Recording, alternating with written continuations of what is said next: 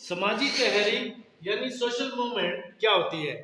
دیکھیں جی، سوشل سماج معاشرے کو کہتے ہیں، یعنی کسی معاشرے کے اندر تبدیلی کے لیے جو تحریک شروع ہوتی ہے، اس میں سیاسی پارٹیاں بھی شامل ہو جاتی ہیں، لوگوں کے مختلف گروہ بھی شامل ہو جاتے ہیں، اور یہ کبھی کبھی پوری ملک کی سطح تک یہ پھیل جاتی ہے۔ اب جی، کسی معاشرے میں نئی ترتیب یا حقوق کے لیے اجتماعی کوشش کا نام سماجی تحریک ہے۔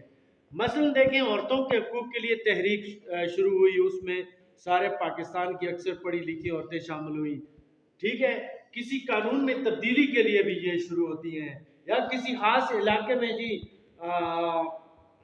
اس کی ترقی دینے کے لیے بھی شروع ہوتی ہے۔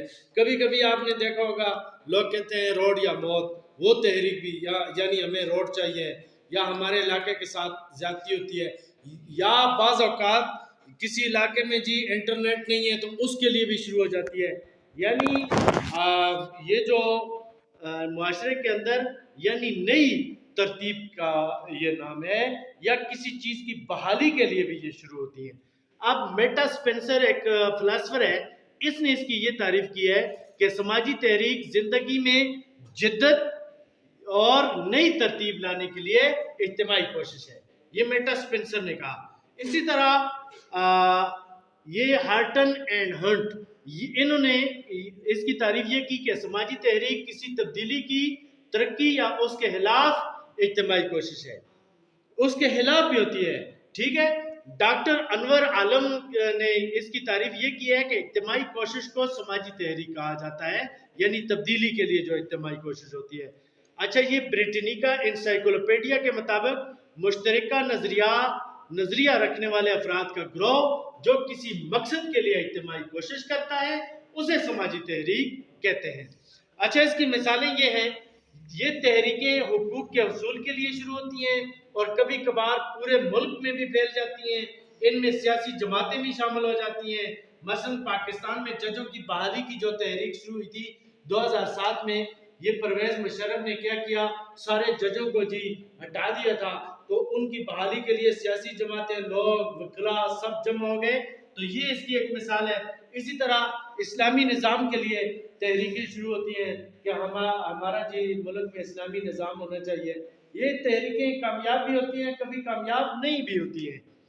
آج کے دور میں انٹرنیٹ کی وجہ سے یہ تحریکیں زیادہ فعال ہیں اور زیادہ لوگ اس میں شامل ہو جاتے ہیں۔ دیکھیں، واٹس ایپ گروپ ہیں، اسی طرح فیس بک ہے، ٹویٹر ہے، یوٹیوب ہے، اور بہت سارے فورم ہیں، تو یہ انٹرنیٹ نے اور زیادہ آسانی پیدا کر دی ہے۔ اب جی ہم پڑھیں گے پاکستان کو بطور اسلامی جمہوری اور فلاحی ریاست بنانے میں سماجی تحریک کی اہمیت۔ دیکھیں جی، پاکستان بنا تھا 1947 میں، اور پاکستان بننے کا مقصد کیا تھا کہ یہ اسلام کا قلعہ ہوگا، یہاں اسلامی نظام ہوگا، لوگوں کو انصاف ملے گا، لوگ اپنی مرضی کے مطابق زندگی گزار سکیں گے، ٹھیک ہے۔ یہی مقصد تھا پاکستان بننے کا، کسی کے ساتھ زیادتی نہیں ہوگی، ہر کسی کو انصاف ملے گا، رول آف لا ہوگا، یہ باتیں ساری کہی گئی تھی۔ لیکن ابتدا میں پہلی بات تو یہ ہے کہ 1956 تک آئین ہی نہیں بن سکا۔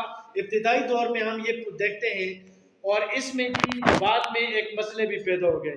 اب پاکستان کی قومی زبان کون سی ہونی چاہیے؟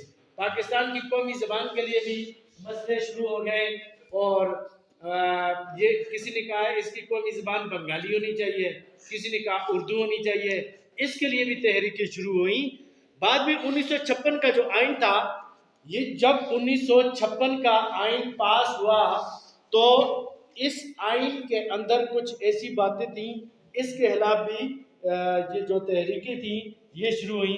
میں آپ کو بتاتا ہوں کہ علماء نے ایک تحریک شروع کی اور اپنی تجویز کو 22 نکات کی شکل میں انہوں نے پیش کیا کہ ان کو جی یہ اسلامی ملک ہے، ان کو نافذ کیا جائے۔ پھر 1962 کا جب آئین پیش ہوا ایوب خان نے، تو اس نے جی ملک کا نام جمہوریت پاکستان رکھا، تو یہ تحریک شروع ہوئی اور مجبور ہو کر اسلامی جمہوریت پاکستان اس کا نام رکھا گیا۔ اسی طرح ان تنظیموں میں ٹریڈ یونین، وکلاء کی تنظیمیں، اساتذہ کی تنظیمیں، کسانوں کی تنظیمیں، خواتین اور بچوں کی حقوق کی تنظیمیں، یہ ساری تنظیمیں اکٹھی ہو جاتی ہیں تو یہ تحریک زیادہ زور پکڑتی ہے۔ اسی طرح خواتین کی نمائندگی کے لیے بھی تحریک شروع ہوئی کہ بھائی پاکستان کی آبادی کا بہت بڑا حصہ خواتین پر مشتمل ہے، بعد میں جی اب خواتین جو ہے الیکشن میں بھی حصہ لے سکتی ہیں، اور خواتین کے لیے ہماری قومی اسمبلی میں سیٹیں بھی مختص کی گئی ہیں۔ اسی طرح شرعی قوانین کے لیے بہت ساری تحریک چلائی گئی ہیں کہ پاکستان کے اندر شرعی نظام ہونا چاہیے۔ یہ نواز شریف کی پچھلی گورنمنٹ میں یہ پاس بھی ہو گیا تھا، لیکن بعد میں اس طرح ہوا ہے کہ ان کی گورنمنٹ ختم ہو گئی تھی تو یہ پھر نہیں ہو سکا۔ اسی طرح خودی کی ایک تحریک شروع ہوئی، اس میں نوجوانوں کو شامل کیا کہ ہم بھائی اپنے ملک کا کھائیں گے، ملک کا پہنیں گے، ہم آگے بڑھیں گے۔ پھر ججوں کی بحالی کی تحریک میں نے بات کر بھی دی ہے۔ 2007 میں جب پرویز مشرف نے سارے ججوں کو نکال دیا تھا تو ان کی بحالی کے لیے تحریک شروع ہوئی، اس میں سیاسی پارٹیاں بھی شامل ہوئیں اور آخرکار یہ جج سارے کے سارے بحال کیے گئے۔ اسی طرح قومی پرچم تحریک، یہ دیکھیں سوات میں پچھلے دنوں جو دہشت گردی تھی تو اس کے لیے ایک تحریک شروع ہوئی کہ ہر گاڑی میں ایک قومی پرچم لگا دیا جائے گا، اور لوگ لگاتے تھے، موٹر سائیکل پہ لگاتے تھے، کار پہ، بسوں پہ، گھروں پہ قومی پرچم، لوگ اپنے سٹیکر بنا کے اپنے کپڑوں پہ لگاتے تھے کہ بھائی ہم دہشت گردی نہیں چاہتے، ہم پاکستان میں امن چاہتے ہیں۔